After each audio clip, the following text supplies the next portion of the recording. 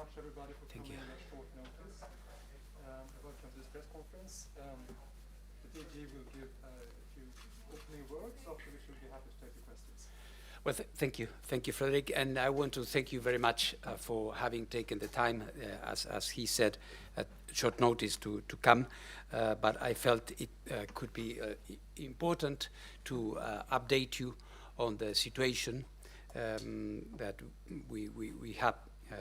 we had at the Board of Governors. There's been a lot of interest around this, and I felt that it would be necessary and perhaps do it in an efficient way by having you together, and of course take any individual request later on. But at this point, let me start. Normally, I like to take your questions directly, but let me give you a bit of an update, because there are so many things piling up and coming one after the other that perhaps it would be useful to give you the latest.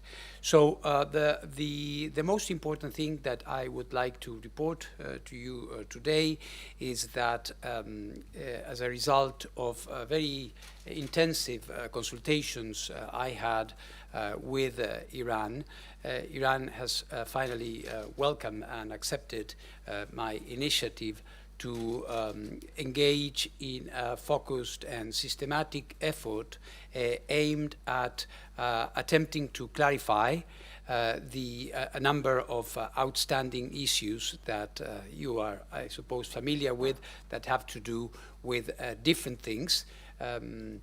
Presence of uranium particles, and also doubts about certain material that exist in Iran, which were not declared before, and that we had been discussing about for quite a long time. You may remember when I returned from my last trip to Tehran that I told you that I had raised this issue directly with the foreign minister Zarif and the vice president and president of the Atomic Energy Organization of Iran, Dr. Salehi, indicating that it would be important if we could try to go beyond the exchange of letters and messages, which to me seemed a lot like talking past each other on this issue, and try to really tackle them and try to solve them. So this happened in Tehran, and this week I raised the issue again with colleagues in Tehran and here with the permanent mission, and finally we were able to have an understanding, and we are going to be starting this process of focused analysis of the situation with a technical meeting which will take place in Iran the beginning of April, which I hope will be followed by other technical or political meetings as agreed by both sides. We have to start the process and see how far we can go. My intention is to try to come to a satisfactory outcome for all of this in time for the next regular session of the Board of Governors next June. But of course, this is my intention, and we have to see. We have to roll up our sleeves and start working. I'm very glad to tell you that the Board of Governors has just welcomed this understanding, this agreement between Iran and the IAEA. So we are encouraged by this development. So I don't want to get too much into considerations, and perhaps leave that to the questions that you may have. But these are the facts. And with that, I'm in your hands. Thank you very much. Thank you. Start over there. Hi, Raghida Bahnam from Al Arabiya. Does this new agreement that you reached with the Iranians have to do with the additional protocol that was the essential problem? And did you do these talks within this week to try and avoid the Board of Governors to issue a statement in fear of retaliation from Iran? The first question, no, this has nothing to do with the additional protocol. The additional protocol, its provisional application or the suspension of it is something different that has to do with the way in which we interact with Iran and the kinds of authorities that we have. This thing is about some very concrete cases that we have, which we have not been able to clarify up until now. So we have decided together, I had this initiative and I proposed this initiative, and they agreed that we should sit down at technical level in Tehran and start looking into them one by one. Finally, on your consideration of whether I have done this to avoid something else, no, I do this because this is my job. My job is to clarify everything which is outstanding, which is open. The results or the consequences of our actions is, of course, in the eye of the beholder, and there can be many interpretations. But what we had was, in this case, one very serious set of questions which made me justified a separate report from me to the board, and we have now agreed on a specific track, specific channel to try to avoid that. Thank you very much. Any other questions? Yes, François. Hi, DG. Hello. Could we start by just having a little more level of detail? So yes, maybe on 2 points. You say it's at a technical level. Does that mean you'll be meeting Dr. Salehi? Will that be your counterpart for these talks? Will it be you, in fact, or will eventually later on? We are starting at a technical level. It's technical experts. Right. I'm just wondering who that means concretely. Technical. Well, we will decide. Okay. It's technical experts. Okay. And you say you want to go through the issues one by one. I mean, at the same time, it sounds like you're really talking about everything that was encompassed in one report, right? So does that mean you have a top issue, if there are several, of which one you want to focus on, what order you want to do these on? What we have decided is that we are going to be talking about all of these issues. We haven't set any priority or any order or any sequence. We are going to be tackling all of them. Of course, in a rational process, you start with something and then you follow with another. But I couldn't tell you now. We just agreed to do it. Right. Then now, as you can imagine, the hard part starts. We are going to sit down and see how we do this technically. Perhaps you could spell out how this is different from the usual process then, because you've said it shouldn't be like the usual formal exchanges of letters and talking past each other. One could argue that this is the same thing in a slightly different format. So how is this different? Yeah, it's a very good point. Let's say that in the normal interactions between a country and the Secretariat, there are many ways in which we can try, or we should try, to solve issues when there are doubts. There is one which is, I would say, more formal, whereby we send a communication to the country indicating that there is question A, B, C, where we don't know why this is in a certain way or another, and we request information. In many cases, in most of the situations, in fact, if you setting aside Iran, and when we talk about other countries, and including Iran, we receive an information. This information is analyzed by our safeguards experts and analysts. Perhaps there is an iteration, a new question, and then we conclude the issue. In this case, what I saw, is that these exchanges were, as I said in my introductory remark, was like talking past each other. We said we had found these things. Why are they this? Why are they there? And what we got were explanations that were not technically credible in some cases. So we asked the same question, we got the same answer. So of the two things, one, either you continue with this, merry-go-round that can last for a long time, or you try something else. And what I said to our Iranian counterparts in Tehran is is that I felt that we needed to try to discuss this in a different way. Sit down around the table, as we have done in the past, with our technical findings, with our technical doubts and questions, and compare notes. Do it, with a sense of, solution or solving them, instead of limiting ourselves to reiterate things. And I'm glad that this was, welcomed, and we will see how far we can go. But it is different, yes, it is different because we are trying to sit down around the table and see if we can solve this once and for all. Thank you. Albert.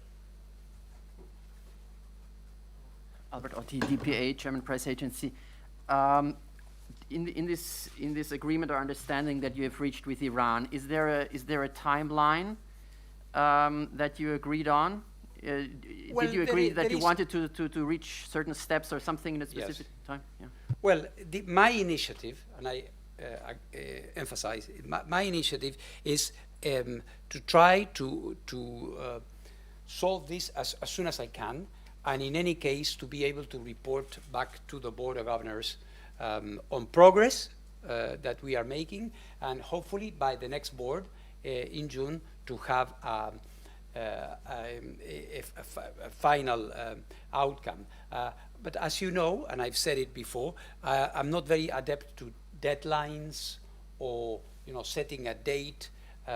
Sometimes this is done technically, but for this kind of process where we have to discuss difficult matters, I'd rather set a timeline which is notional, which is there. Otherwise, I wouldn't say it. I would say someday.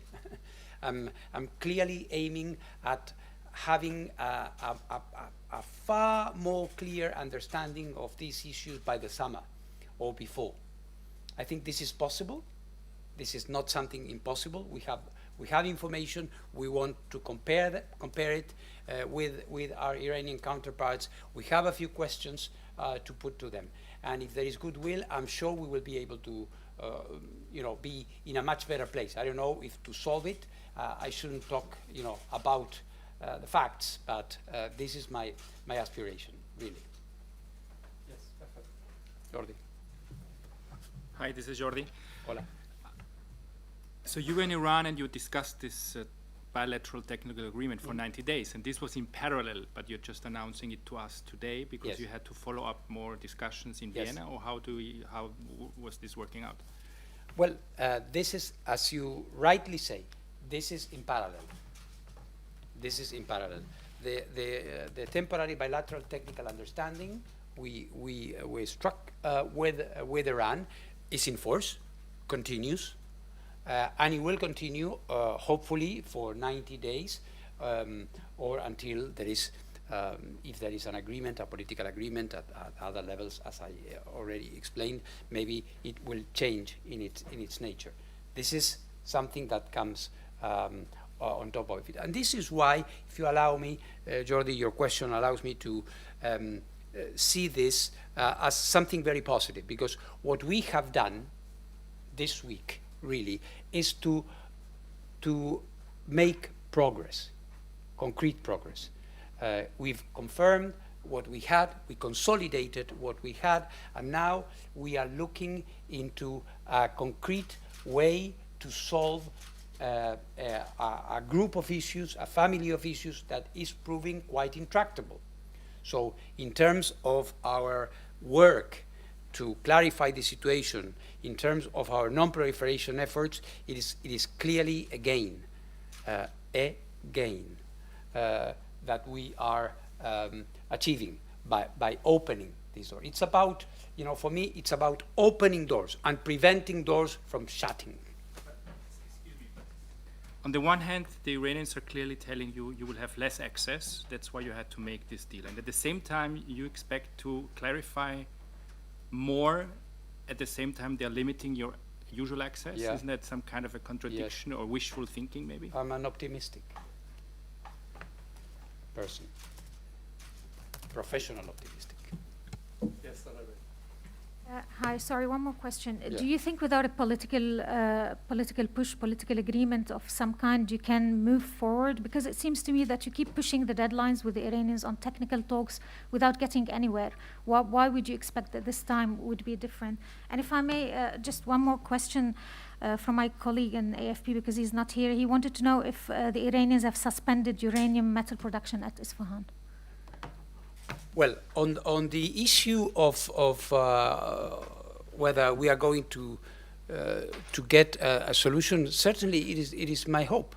You know, if I don't think I have the right to stop my work or to throw the towel. It's my professional obligation to continue, and to continue. And I don't know if there will be a solution on these matters this time around, but what we are doing is facilitating. We are opening technical channels, which is what we can do. We are not on the political level. This is something to be seen by countries among themselves. What we are doing is offering technical avenues, technical channels through which these issues can be solved, hopefully. On metal, as you know, we have informed the border gunners about production of a small quantity of uranium metal. We haven't seen any new information. We don't have any additional information about that. If we have it, we will promptly inform everybody about it. Thank you very much. Reuters, this isn't the first time that there's been an attempt to kind of renew, to bring new momentum into this process with Iran. I mean, there have been quite a few over the years, and this time it seems that the unspoken arrangement is that this initiative has enabled Iran to avoid resolution criticizing it at this board meeting. So why is this time different? What's different about this attempt? Well, regarding the external consequences of the steps we have taken, I leave it up to you. What did this achieve or not? Whether a resolution was prevented or not? What I believe is that this whole thing is moving forward. It is obvious for everybody that all these matters need to have some resolution. And when it comes to Iran, and I'm not saying anything that Iran itself has not said, everything is interconnected, of course. These are different parts of a single whole, where you have, on the one hand, what is going on at the level of the JCPOA, which is, of course, very important. You have at the same time what happened with the new law, the way in which we have dealt with it through the technical understanding. But we had this sort of an orphan issue which had been there, you know, reverberating without a dedicated attempt to tackle it. I think the net gain, the added thing this time is this. Of course, in terms of results, we can be skeptical. I mean, I don't know, but what we are getting into this with a sense of purpose and trying to solve it, really. So is it fair to say that this is an attempt to finish the job of the final assessment in 2015? No. The final assessment is the final. I leave those past documents, and this is not attached to that. It's part of the same. It's the same country. It's issues that have been there floating around. And as I have said in the past, you know, there's new information coming. We have new capabilities, and we are looking into them. But please don't see this as as a way to change, alter, perfect, or otherwise what was said in the past. As I always say, non-proliferation is a constant issue. There is no definitive declaration that everything is in order. One has to, and not only Iran, every country, one has to show that everything is in order. So I think of course, it's an effort, and it's going to be very difficult. Of course, now comes the hard part. Yeah, I would agree with that. Thank you very much. Any further questions? No? Okay. Thank you so much for coming in. Thank you for your attention. Thank you very much.